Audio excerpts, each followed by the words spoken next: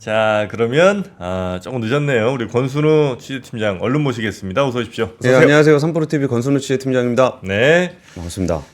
오늘은 효성 얘기해 주신다고요? 네, 효성 얘기 좀 해보려고 합니다. 예, 효성. 네, 효성 다들 잘 모르시죠? 효첨 예전에 한참 인기 많았었는데 효성 첨단 소재.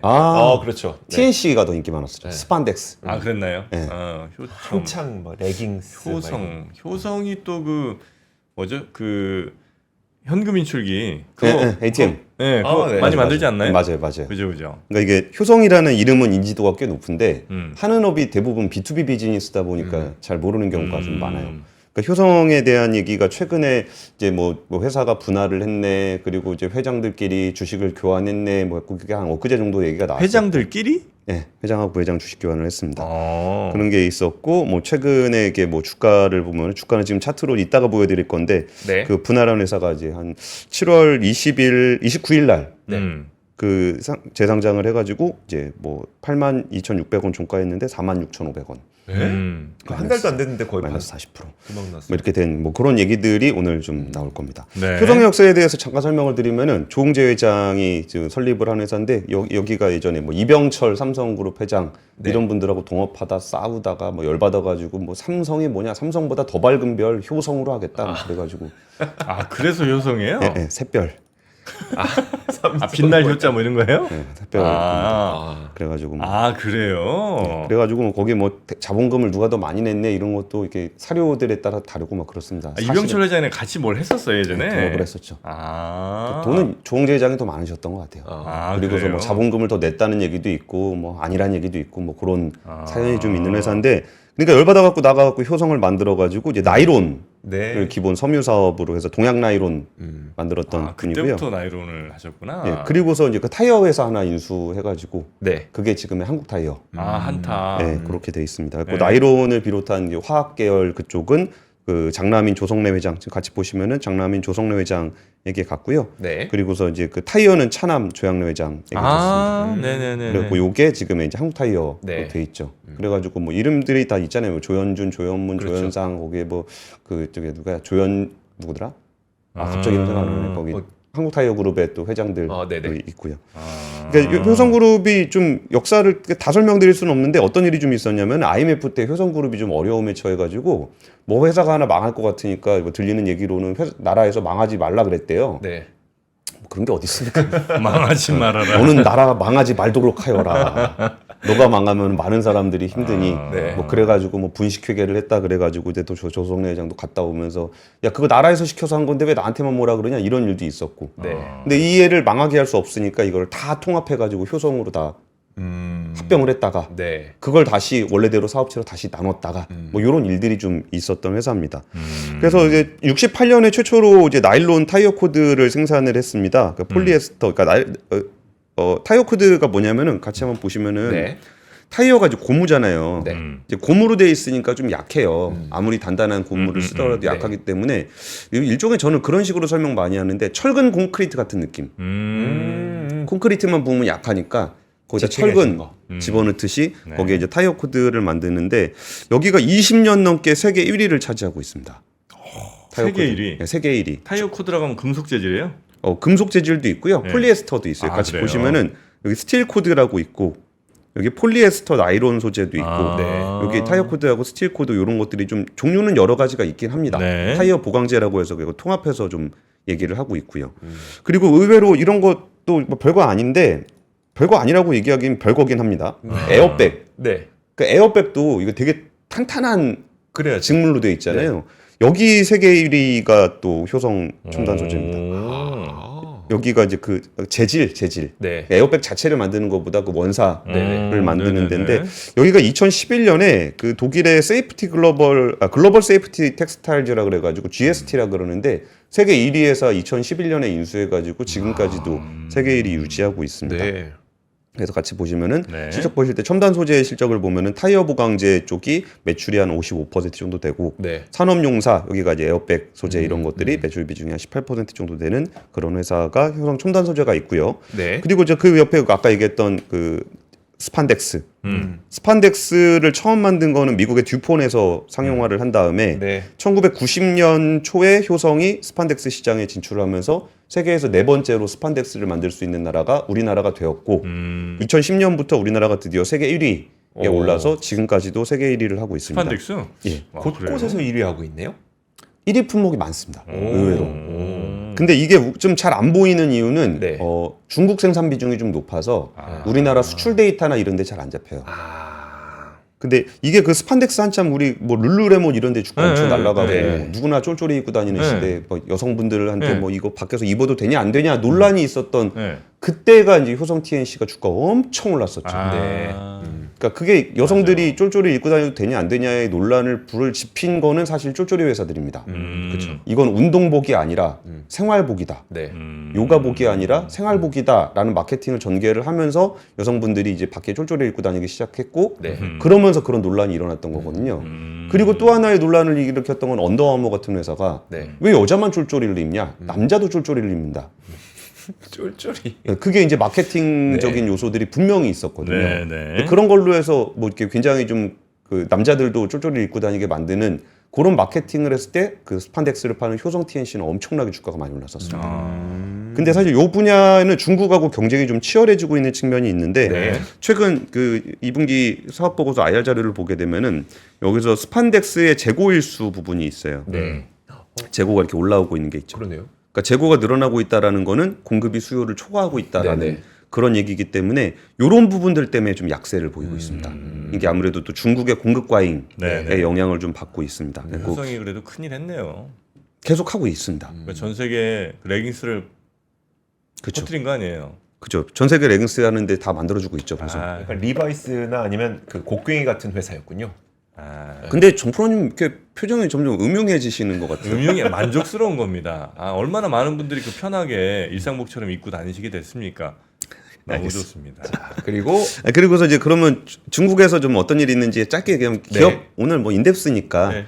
그 지금 어떤 상황이냐면은 그 이게 어떤 내용이냐면 중국 내 스판덱스 기타 생산업체의 판매 비중 이게 과잉 생산의 그 우후죽순 스판덱스 회사들이 늘어났었던 거예요. 네. 그러니까 기타 생산업체라는 거는 이 메이저 회사인 효성, 화펑, 화와이, 바이로, 안자 요 5개 업체가 메이저 회사인데 네. 요게 아닌 회사들이 만드는 비중이 네. 39, 23, 18로 줄어들고 있다. 그 얘기는 공급 과잉을 하면서 난립했던 회사들이 망하고 있다. 그러니까 일종의 구조조정 과정이라고 볼 수 있을 것 같고요. 기타 생산업체도 22개에서 11개로 반토막이 났다. 네. 그러니까 이제 잔잔바리들이 망하고 있다라는 얘기는 좀 이제 과점 형태로 되면서 경쟁이 조금 더 그 치킨 게임은 조금 줄어들고 있는 모양새다라는 겁니다. 근데 여전히 조금 아까 재고 쌓이는 거 보면은 조금 시간이 더 필요할 것 같습니다. 네. 그리고 안전벨트, 안전벨트요? 안전벨트 직물, 그 네. 짱짱한 네. 직물이어야 되잖아요. 이거 망가지면 안 되잖아요. 네. 그래서 여기 분야도 그 1위입니다. 세계 시장 효성이? 점유율. 예. 오. 이런 것도 잘하고 있고. 네. 또 이거는 아직까지 주목받고 있지는 못하지만 저는 되게 좋아하는 뭐요? 그 친환경 직물. 친환경 직물은 예, 뭐예요? 그러니까 페트를 재활용해 가지고 다시 섬유를 만든다거나 아니면 생분해 그 화학 섬유 네. 뭐 이런 것들도 굉장히 잘하고 있는데 얘는 되게 잘하고 있는데 점유율도 높고 근데 이게 시장이 아직까지 좀 준비가 덜 돼 있는 네. 좀 전환이 필요한 그런 분야라 미래 쪽도 열심히 하고 있습니다. 네. 그리고 효성 중공업 중공업. 중공업 요즘 핫하죠. 변압기 네. 아. 전력기계 잘하고 있습니다. 그래요? 그래서 미국도 그렇고 뭐 노르웨이 점유율 1위, 국내 시장 점유율은 효성 중공업이 1위입니다. 네. 잘 하고 있습니다. 여기서도 그 뭐 최근 한 2010년부터 20년도까지가 비수기였는데 네. 한 10년 쉬다가 지금 굉장히 좀 잘 되고 있는 그런 상황입니다. 그럼 이거 그냥 제가 러프하게 한번 만들어 봤는데 수주 증가율을 보니까 여기가 지금 인도잖아요. 인도. 네. 인도가 이게 2023년 전반기 대비 후 말이 88%가 늘었고 수주 잔고 기준입니다. 네. 그 다음에 6개월 만에 또 30%가 늘어났어요. 그러니까 80% 늘고 반기 만에 또 30% 늘어난 거고 아메리카 같은 경우는 100% 늘고 100% 늘어난 거 받고 60% 더. 그러니까 수주 잔고가 엄청나게 빨리 늘고 있습니다. 네. 근데 좀 하나 껄쩍지근한 거는 건설. 건설. 그렇죠. 건설이. 효성건설은 뭐 있어요? 해링턴. 해링턴. 해링턴. 예, 예, 아, 예. 해링턴. 효성 해링턴. 맞아. 해링턴 이게 플레이스. 효성 거구나. 예, 예. 맞아. 요거들이 있긴 한데 이게 조금 어려움이 좀 있는 그런 네. 회사입니다. 그러면 여기에 지금 문제가 되는 부분들은 뭐냐면 그냥 같이 한번 얘 좀 보시면 분할 전 내용을 보시면은 뭐 이렇게 좋게 얘기했다라는 건 끝이 별로 안 좋을 거라는 거 짐작은 하시죠? 그렇죠. 네. TNC가 있고 TNC가 쫄쫄이, 첨단 소재가 타이어 코드, 네. 이제 화학은 좀 어렵습니다. 여기는 PP 만드는 회사인데 지금 석유화학 회사들이 전반적으로 좀 안 좋아가지고 이게 산업용 가스 팔아가지고 조금 더 자본 보강을 하고 있는 모양새를 보고 있고요. 네. 중공업은 이제 전력기기 뭐 하고 있습니다. 그래가지고 회사들이 끼가 있어요, 다들. 네. 그러니까 테마 한번 탈 때 쭉쭉 가고 네. 좀 힘들 때는 조금 힘들 수도 있지만 어느 정도 미래에 대한 준비라든지 이런 것도 좀 돼 있는 상황인데 요걸 이렇게 나눴습니다. 그러니까 나눠서 TNC하고 화학하고 중공업은 효성그룹에 남았고 네. 효성 신설지주는 이거 나이스 신용평가에서 좀 정리한 자료입니다. 제가 네. 출처 표기를 안 해가지고요. 이게 HS 효성이라는 회사를 만들어서 첨단 소재는 여기가 있습니다. 그리고 여기에 이제 효성도요타 이런 것들이 이제 수입차들 네. 하는 회사들이 좀 가 있는데 이거를 왜 나눴느냐? 라고 봤더니 이제 첫째인 조현준 회장과 셋째 조현상 부회장의 계열 분리를 하기 위해서예요. 네. 그리고서 주가가 이제 아까 보시는 것처럼 초반에 한 8만 아. 이게 처음에 분할한 날은 시초가가 11만 8천 원이었어요. 오. 시초가 잡으신 분은 진짜 이렇게 표현하면 정말 죄송한데 작살났습니다. 네. 11만 8천 원 잡았던 게 지금 46,500원이니까 그러니까 그럼 왜 이렇게까지 주가가 떨어졌어야 하는가? 라고 본다면은 사실 이유가 좀 명확하진 않아요. 이게 인적 분할 방식으로 나눴기 때문에 네. 인적 분할 방식이라는 거는 효성 주식을 가지고 있던 사람이 효성 주식과 HS 효성 주식 두 개를 받게 된 거예요. 네. 근데 이제 그 두 개를 받게 됐으니까 회사 쪼개졌지만 기업 가치의 차원에서는 뭐 변화는 없다라고 네. 봐도 되는데 굳이 왜 떨어졌냐라는 거를 저 어제 이제 애널리스트라고도 좀 얘기를 해보니까 일단은 기본적으로 HS 효성이 그 신설 회사잖아요. 네. 그러면은 이제 코스피 200에 편입돼 있는 종목의 패시브 자금들이 그렇죠. 있을 때 네. 그러니까 효성은 코스피 200의 존속법인이니까 패시브 자금으로 있는데 네. 그 펀드들도 두 개를 다 받았을 거 아니에요, 주식을. 그렇죠. 네. 근데 얘는 사이즈가 크니까 코스피 200의 원래 존속법인이니까 들고 있으면 되는데 네. 얘는 신설법인인데다가 시총이 한 1,700억 정도밖에 안 돼요. 1,700억? 예. 그럼 코스피 200에 들어가기 어렵겠네요. 그렇죠. 어. 그러니까 이거는 들고 있을 이유가 없다 그래가지고 판 거 아니겠냐. 이게 수급적인 이슈에 대한 얘기가 좀 있고요. 또 하나는 효성 첨단 소재 같은 경우는 탄소 섬유 관련해서도 많이 하고 있거든요. 네. 탄소 섬유도 수요가 굉장히 좀 좋고 이게 그 탄소 섬유에 제가 좋아하는 수소 탱크. 네. 그 효성이 수소도 많이 합니다. 수소 충전소 이런 것들도 되게 많이 하고 수소 탱크도 첨단 소재로 만들고 뭐 우주라든지 자동차라든지 운동기구 이런데 수소 섬유 많이 쓰는데 이게 제가 좀 찝찝하게 봤던 건 이 부분이었어요. 그러니까 탄소 섬유의 중국의 생산량만 수요량을 봤더니 네. 이게 수요고 이게 생산이거든요. 네. 그럼 이 정도로 굉장히 공급 부족 상황이었어요. 근데 어느 순간 채웠네요. 다 채워버렸어요. 생산량이 엄청나게 늘어났고 수요량을 역전해 버렸습니다. 네. 이게 이른바 중국이 보여주고 있는 공급 과잉의 전형적인 양상이거든요. 네. 야 이거 돈 좀 된대 그랬더니 그냥 올려버리는. 어.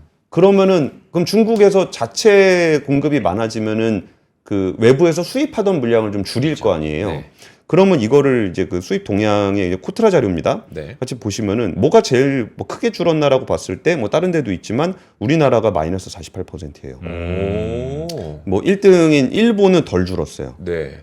그럼 미국도 좀 덜 줄고. 그럼 이게 의미하는 거를 제가 해석하기로는 탄소섬유도 굉장히 고부가 가치 기술이 필요하기 때문에 네. 그 일본이나 미국이 앞서 있는 건 맞아요.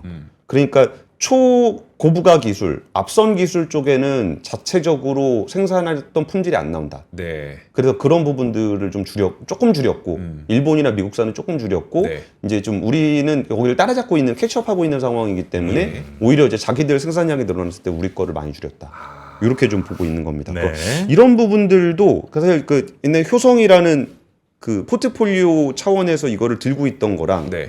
여기서 첨단 소재만 딱 따로 떼서 들고 있을 때랑 평가가 좀 다를 수 있을 것 같아요. 경쟁력이 달라진 건 아니죠. 탄소섬유 경쟁력? 네. 그건 아닌데 네. 그러니까 내가 이거 아까 전에 뭐 TNC, 그러니까 스판덱스, 전력기기 뭐 이걸 다 들고 있던 주식을 네. 가지고 있었던 거랑 여기서 첨단 소재 하나를 들고 있는 주식이 됐잖아요. 네. 그래서 그 부분이 조금 그렇게 영향을 미치지 않았겠느냐 이런 얘기들을 좀 하고 있습니다. 근데 이게 그건 그렇다 치고 이제 관점을 좀 바꿔서 네. 아니 그러면 이게 뭐 HS 효성 주가 떨어졌으니까 주식 2개 갖게 됐잖아요. 네. 그럼 HS 효성이 그러니까 원래 효성을 좀 큰 거 물려받은 데가 장남. 장남이 HS 효성이 그냥 효성. 그게 효성. 그냥 그게 효성. 그냥 효성이에요. 네, 네. 아 그럼 HS 효성이 삼남. 삼남. 네. 2개를 받았는데 얘가 반토막이 났잖아요. 네. 네. 그럼 얘를 메이크업할 정도로 올라줬어야 될 거 아니에요. 네. 기업 가치가 동일하다면. 네. 그러면 효성은 좀 어떠냐? 여기도 마이너스 12%입니다. 음. 그럼 이거를 도대체 왜 쪼갠 거냐? 네. 왜 쪼갠 거냐라고 한다 그러면은 효성은 독립 경영과 책임 경영 체제 구축, 사업 구조 구도와 뭐 미래 지속 성장 기반 확립을 분할 목적으로 꼽아요. 근데 이거 누가 봐도 첫째하고 셋째하고 나눌라 그런 거잖아요. 네. 그렇죠. 근데 이게 상장 회사라는 게 그 개인 가정의 사업이 아니잖아요. 네. 이분들만의 회사가 아닌데 그거를 자기네 식구들 그 나눠야 된다 그래가지고 툭 쪼개버린 거예요.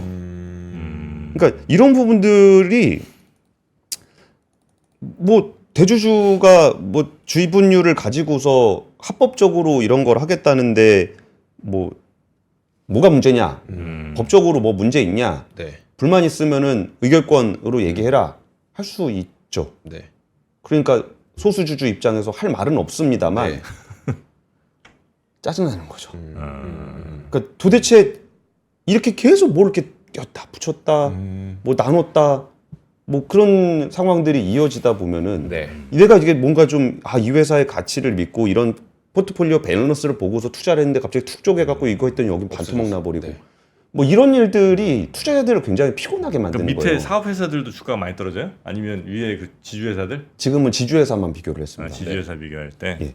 근데 이게 어떤 상황이 또 있냐면은 요 얘기도 하나 해드릴게요.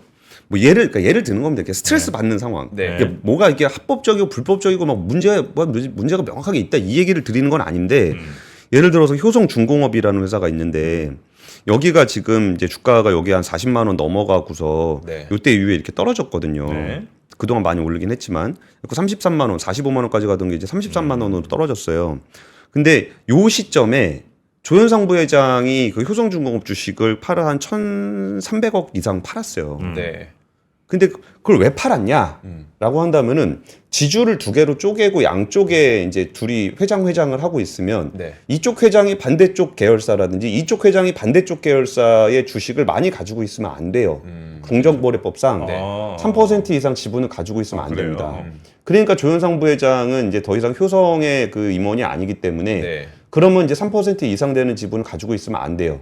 그래갖고 4.8% 정도 갖고 있던 거를 팔아가지고 1.2%로 낮췄습니다. 네. 그러니까 공정거래법상 그렇게 낮춘 거는 그럴 수 있다 쳐요. 네. 네. 근데 그 타이밍에 때마침 이렇게 주가가 폭락을 하면 주주들 입장에서는 왜 하필 이 시점에? 그러니까 우리 공정거래법을 준수해야 되기 때문에 그렇게 합니다. 근데 주가가 올랐을 때 그렇게 팔아가지고 주가가 떨어지고 이런 상황들이 굉장히 주주들한테는 스트레스를 준다는 거예요. 그렇죠. 그리고 그때 이것도 이게 루머입니다. 루머. 그때 당시에 효성중공업이 그 건설이 딸려 있으니까 탄력적으로 못 간다고 이제 주주들이 인식을 하고 있거든요. 네. 그랬더니 그때 이제 중공업에서 건설을 분할한다라는 루머가 돌았어요. 그리고 주가가 쫙 올랐었거든요. 네. 그리고 효성그룹에서 부인했습니다. 네. 검토하고 있지 않다. 네. 근데 주가는 올랐어요. 근데 주식은 팔았고. 팔았어. 네. 그러니까 이게 모양이. 혹시? 그러니까 그랬다는 게 아니고 네, 루머인데. 이게 제가 무슨 얘기를 그러니까 결론을 먼저 말씀드리면 무슨 얘기를 드리려고 그런 거냐면은 이해상충이라는 거 있잖아요. 네. 그러니까 예를 들어서 정프로님하고 저하고 있는데 정프로님한테만 유리한 게 되고 저한테 불리한 일이 발생을 하는 것만이 이해상충이 아니에요. 네. 그냥 있는데 뭐가 우연히 일이 벌어졌어. 근데 우연히 일이 벌어졌을 때 그게 정프로님한테 되게 이익이 돼. 네. 그래갖고 네. 제가 항의를 해요. 그럼 정프로님이 야 내가 먹고 싶어서 먹었냐? 입에 들어오는 걸 어떡하냐? 라는 상황을 만드는 게 이해상충이거든요. 그러니까 특정한 그러니까 우리가 같이 일을 하면 뭔가 있을 때 그거를 같이 나눠 먹을 수 있는 구조가 돼야 되는 건데 네. 특정하게 무슨 일이 벌어졌는데 우연히 정프로님이 다 먹어. 그럼 제 입장에서는 뒤에서 공작을 했나? 뭐 이런 의심을 하게 되는 게 있잖아요. 네. 그런 상황을 만드는 게 되게 안 좋다는 얘기를 드리는 거예요. 근데 뭐 분할을 하고 뭐 이런 일들이 벌어지고 이제 이거 나눴으면 서로 가지고 있던 주식 나눠야 되고 또 이번에 HS 효성하고 있는데 둘이 주식을 각자 갖고 있으니까 네. 또 주식 바꿔야 되잖아요. 네, 그렇죠. 그럼 바꿀 때 저 사람들이 또 어떻게 또 하지? 그냥 제값 주고 사는 것도 아니고 또 뭐 무슨 삼자 배정이니 뭐 어쩌고 뭐 시비 발행하고 뭐 하겠지 또. 그리고 또 여기에 또 이게 주식을 수합한다라고 보통 얘기하는데 수합이라는 거는 주식을 교환하는 게 아니에요. 이 사람은 교환인 줄 주식을 알았어요. 파는 거고 이 사람은 주식을 사는 거고 네. 이 사람은 주식을 파는 거고 이 사람은 사는 거예요. 그럼 매수매도네요. 그럼 매수매도가 되기 때문에 대주주는 매수매도를 하게 되면 양도세를 내게 됩니다. 네. 그럼 그걸 가지고 또 주가를 뭐 이렇게 만지는 거 아니야? 뭐 이런 생각을 자꾸 하게 되고 네. 그냥 이런 부분들이 피곤하다는 거고 그리고 여기에 또 이제 둘째 조현문 부사장 얘기는 오늘 시간 관계상 안 할 건데 네. 이분도 주식을 아버지한테 물려받은 주식이 또 있어요. 그럼 이거를 파는 거 아니야? 효성이 사는 거 아니야? 이걸 뭐 재단으로 가는 거야? 혹시 팔게 되면 주가를 눌러갖고 싸게 사려고 하지 않을까? 막 이런 고민들을 하게 만드는 거예요. 둘째라고 하면 한국 타이어 쪽. 아니요. 아니 제가 조성래 회장의 장남의 둘째. 아니요. 그러니까 조성래 조성래의 회장 둘째. 예 맞아요. 네네네. 거기 옛날에 무한궤도 무한궤도 출신의 무한궤도 무한궤도? 예 신해철 신해철 씨. 씨와 같이 아, 키보드 치시던 분. 아 그래요? 네. 이제 그 얘기는 이제 앞권에 올려놓은 게 있는데 그 얘기는 또 별도로 하고요. 이것까지 꼭 말씀드리고 싶어요. 이거 좀 복잡한 얘기입니다. 이게 또 효성그룹은 또 어떤 구조가 있냐면은 여기에 이게 이름을 잘 모르는 회사들이 이렇게 있는데 이게 그 갤럭시아 머니터리, 트리니티 에셋 매니지먼트 뭐 이런 회사들이 이렇게 있어요. 네. 갤럭시아 일렉트로닉스 뭐 이렇게 있어요. 갤럭시아. 이거는 효성그룹의 계열사라고 볼 게 아니고 조현준 회장이 네. 가지고 있는 회사들이에요. 네? 그러니까 조현준 회장이 효성그룹을 이렇게 갖고 있는데 네. 이 갤럭시아 뭐 머니터리 뭐 트리트먼트 에너지먼트 이런 데들이 효성그룹이랑 연결이 돼 있는 게 아니라 조현준 회장하고 연결이 돼 있는 그런 회사들이고 그리고 여기 신동진이라고 써 있는 여기 있잖아요. 네. 주식회사가 신동진이에요? 예. 이 회사 이름이? 예, 신동진이고 요걸 같이 보시면은 ASC 신동진 이렇게 해서 뭐 신성자동차 더클래스 요성 우전 GNF 이렇게 돼 있는 회사들이 있어요. 네. 여기는 조현상 부회장이 가지고 있는 계열들입니다. 그러니까 조현상 부회장이 HS 효성을 가지고 있고 네. 별도로 이걸 또 갖고 ASC를 갖고 있고 이런 구조를 가지고 있어요. 그래서 얼마 전에 이거 좀 내용이 좀 복잡하긴 하지만 어떤 일이 있었냐면은 여기 보면 우전 GNF라는 회사가 있습니다. 네. 우전 GNF를 이제 더클래스 효성이 인수를 했는데 여기 인수하면서 조현상 부회장의 가족들도 같이 여기 투자를 했어요. 네. 그러면서 이제 지금 이제 뭐 이쪽 거버넌스 하는 쪽에서 좀 불만을 갖는 게 뭐냐면은 우전 GNF는 그 황산니켈 쪽 하는 회사거든요. 네. 그러면 약간 화학 계열이잖아요. 그 니켈 이게 황산 계열은 그 네네. 배터리 소재 쪽에 좀 많이 씁니다. 그래가지고 그걸 샀는데 그러면 이제 우전 GNF가 예를 들어서 효성 첨단 소재나 지주사 같은 회사들하고 뭐 일을 하게 된다면 네. 효성그룹에서는 같이 일 안 한다고 얘기하고 있습니다만 왜 투자했냐 그러면 좋은 회사라 투자했다라고 했을 때 네. 좋은 회사면은 HS 효성에서 인수하면 안 되는 거야? 그렇죠. 효성 첨단 소재에서 인수하면 안 되는 거야? 왜 그거를 굳이 개인이 계열주의 별도에서 이거를 사업을 하게 되는 거지? 그러니까 이해상충이라는 거는 누구한테 이익이야, 누구한테 손해야가 아니라 어떤 좋은 사업이 있을 때 여기에 대한 좋은 사업 기회를 효성 첨단 소재를 비롯한 효성이 할 것인가? 네. 아니면은 그 계열주가 훨씬 더 많은 지분을 가지고 있는 회사가 할 것인가에 대한 판단. 이런 부분들이 주주들을 엄청 스트레스 받게 하는 거예요. 네. 투자자들을. 네. 뭐 있을 때마다 혹시 뭐 딴 생각하는 거 아니야? 그러네요. 혹시 만약에 여기가 계열이랑 같이 일을 하면은 야 거기다 일감 몰아주게 하는 거 아니야? 뭐 좋은 사업기회 이쪽 주는 거 아니야? 손실을 우리한테 떠넘기는 거 아니야? 그러니까 이런 거버넌스들이 우리나라 디스카운트의 요인이 돼요. 장기적으로 투자를 해야 되는 입장에서는 혹시나 그런 이벤트가 발생할 가능성이 있다는 것도 싫어해요. 그렇죠. 네. 이게 뭐 몇 년이 걸리든. 네. 그래서 이런 부분들에 대한 개선이 좀 필요하다. 그래가지고 이게 예전에 그 누구야 김상조 전 공정거래위원장이 얘기할 때 계열주들이 뭐 계열 회사를 비롯해서 별도의 회사를 좀 안 가지고 있었으면 좋겠다는 얘기를 했어요. 왜냐하면 이 별도의 계열주가 가지고 있는 회사의 움직임마다 투자자들은 스트레스를 받아요. 네. 그렇죠. 그 네. 투자자들이 스트레스를 받는다는 거는 아우 그럴 거면 나 안 사. 네네. 이런 상황이 되고 결국은 디스카운트를 일으키게 되고 이해상충이 날 수 있는 구조가 돼 있다는 것도 네. 이게 우리나라 거버넌스에서는 좀 문제가 되는데 그러면 이게 해도 되냐 안 되냐를 구분하는 제가 좋은 방법 하나를 생각해 봤어요. 뭐예요? 그러니까 계열주 입장에서 네. 너가 고용한 사장이 네. CEO가 그 일을 했다 라고 했을 때 용납할 수 있는가? 네? 내가 계열주예요. 네. 내가 계열주인데 사장을 임명했어. 네. 근데 사장이 갑자기 자기 가족들하고 별도의 회사를 만들어가지고 회사하고 거래를 하네. 오. 그래서 왜 거래를 하냐? 너 일감 몰아주기 하는 거 아니야? 아닙니다. 저희가 더 좋은 좋은 조건으로 회사라서 합니다. 더 좋은 회사라서 합니다. 이랬을 때 내가 계열주 입장에서 그 사장. CEO를 보면서 이 새끼 딴 주머니 차는 것 같은데 라는 의심을 할 수 있다. 그럼 본인도 안 해야 돼요. 그러네. 왜냐하면 본인이 계열주기도 하지만 주식회사의 CEO잖아요. 네. 그러니까 그런 이해상충이 날 수 있는 거를 자기가 월급 사장이라는 마인드로 기업 가치를 올려서 투자자들로부터 인정을 받아야 되는 사람 입장에서 판단을 해보면은 그 일은 그렇게 어렵지 않을 것 같아요. 그러네요. 아유, 어렵지 명쾌한 않은- 판단 기준까지 예, 우리 권순호 취재팀장이었습니다. 네. 예, 확실히 다르죠? 저는 알고 있습니다. 네, 다르다는 걸. 그렇습니다. 네, 레벨이 다릅니다. 우리 네. 권순호 취재팀장 고생 많으셨고요. 내일 아침 다시 뵙겠습니다. 감사합니다. 감사합니다. 네.